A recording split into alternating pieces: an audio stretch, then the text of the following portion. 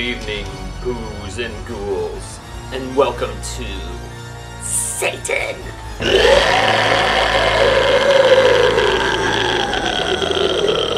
That's right, as my Lagrangian counterparts are quick to say, it is Dia de los Muertos. This is one of my favorite times of year, let me tell you. I love the leaves changing, I love watching scary movies, and I love banging drunken skanks at Halloween parties.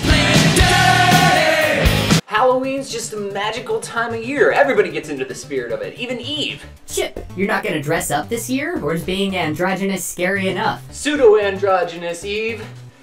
Besides, I am dressed up as a disgruntled Pizza Hut employee off duty. Ha! Visitors!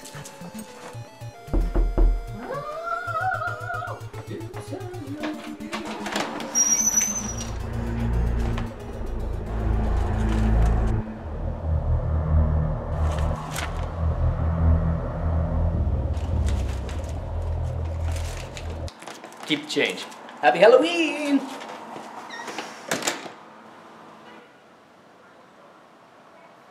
Look, Eve, we got a letter! That's called a bill, Chip. Mr. Roberts, I know who you are and I know what you've been doing. If you don't stop ripping off my channel, then you're gonna be hurting like you ain't never hurt before. Whoa. Well, anyways, here's something scary. The top 6 ghosts in video games.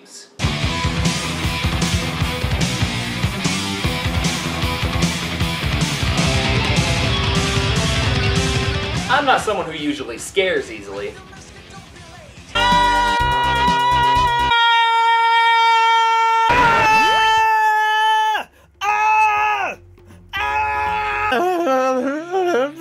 But something I've always found unnerving was the unexplained, the supernatural, the undead. They're entities which science cannot explain, an immortal symbol to the immortal question, where do we go when we die? Ghosts are creepy for sure, but ghosts can also be pretty cool. So here's the top 6 ghosts in video games. Roll a clip, Eve. First, something really scary.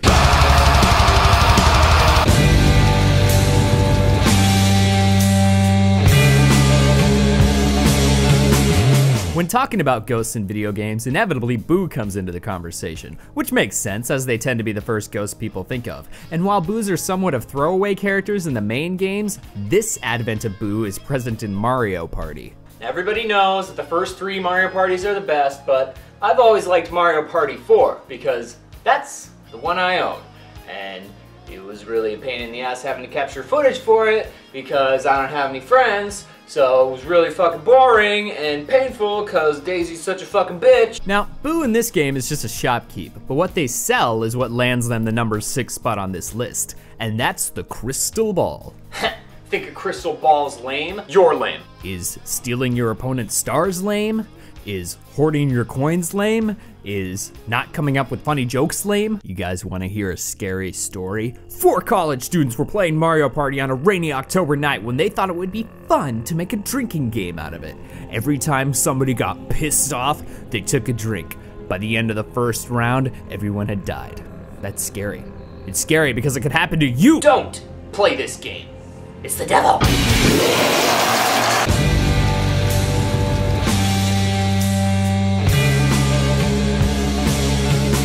It wouldn't be Halloween if we didn't talk about Castlevania now, would it? There's bound to be some cool ghosts in this series. I mean, they put Crocmire's skull in one of the games. Does that count? The trouble is though that no one's ever beaten any of these games to see for sure, but I'm gonna try Super Castlevania 4 because it's probably the most accessible of the traditional style Castlevania games. Now, I'm not exactly sure what happened in Super Castlevania 1 through 3, but my intuition tells me that maybe, just maybe, they decided to call it Super Castlevania because it's on the Super Nintendo. I could be wrong, but I do have a super computer on the job right now. Regardless, let's pop it in and see for ourselves. Yeah, you can whip in 8 directions in this game. This'll be a walk in the park with the Care Bears. Castlevania is a series which prides itself on mixing mythologies of monsters. From animated skeletons to sea snakes to mud monsters, this series has it all. And obviously this includes ghosts, my favorite of whom are the dancing specters from Stage 6. Yes, and if you consult the manual, they're referred to as Paula Abdul and Fred Asker, respectively. That means the order that I said it in. That's original. Next thing you know, they're gonna start calling me Chip Raw Boords or Bony Finis. You see, now there's actually a secret boss in this level where if you kill Fred Asker first, the ghost of MC Scat Cat shows up and starts dancing with Paula Abdul.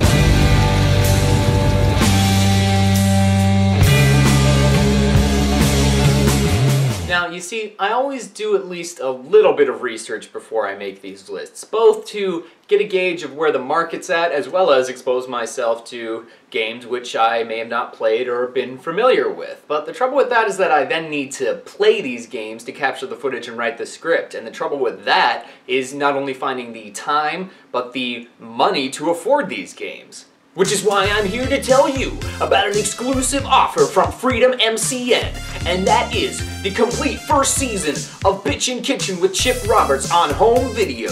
Yes, it's everybody's favorite pseudo-androgynous 80s abomination, back for more in this limited time offer. The very first complete season of Bitchin' Kitchen with Chip Roberts. Featuring such classics as stir-fried chicken with vegetables, Star Wars chocolate chip starship cookies, damn it, Donkey Kong Jungle Japes flapjacks, fuck, and the latest episode, spicy satanic shirataki spaghetti. Greetings, boos and ghouls. Happy Halloween, and welcome to this very special spooky episode of Bitchin' Kitchen. I'm your host, Chip Roberts. Thank you. Hey low-carb dieters, have you ever wondered how you can enjoy your favorite fall pasta dishes without the carbohydrates? You're so stupid! Because our friends in the Far East, the Japanese, have been developing a zero-carb, zero-calorie noodle for years. Shirataki.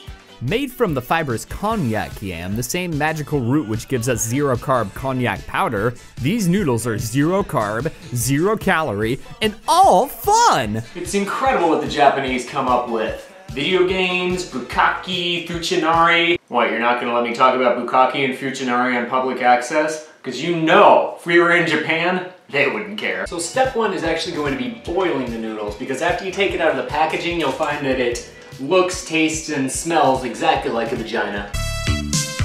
And now that the noodles are done and everything's mostly dressed, it's time for the final and perhaps most important step in our spicy satanic shirataki spaghetti from hell, and that's hot sauce. This will vary from person to person, but I personally enjoy Dave's Gourmet Ghost Pepper Hot Sauce. Let's just twist off the cap and add just a drop or two. Finally I'm free! For 5 long months I've been trapped inside that bottle. That really doesn't sound like that long. Well, it was! The only thing that got me through the torturous solitude within the confines of this glass prison was the deliciously spicy yet tangy delight of Dave's Gourmet Ghost Pepper Sauce, made from the freshest Naga Jalokia peppers of India. It sure is great. And now that I've returned to the mortal realm, I'm going to drag you back to hell with me! Oh shit! Back! Back, you fiend! Mortal, give me the spatula. Stay away from me! Stop swinging the spatula! The power of Christ compels you! The power of Christ compels you! It seems in my current phantasmal state I am unable to kidnap your being for the burning of eternity. Oh. Man! You're damn right! I shall require the soul of another who hasn't already sold their soul to me to reawaken my corporeal form. Yeah, whatever, I got a video to do. No! An article I read actually cited System Shock as having some pretty cool ghosts, so let's buy it and play it. I could probably afford $10. 1:26 a.m. Hacker attempts to access protected files concerning Space Station Citadel. 1:33 a.m. Tri-Optimum Security Forces apprehend the intruder. Wait, the ghosts are actually in System Shock 2? But I only have the first one. I can't afford to buy the other one. Play me out, Satan!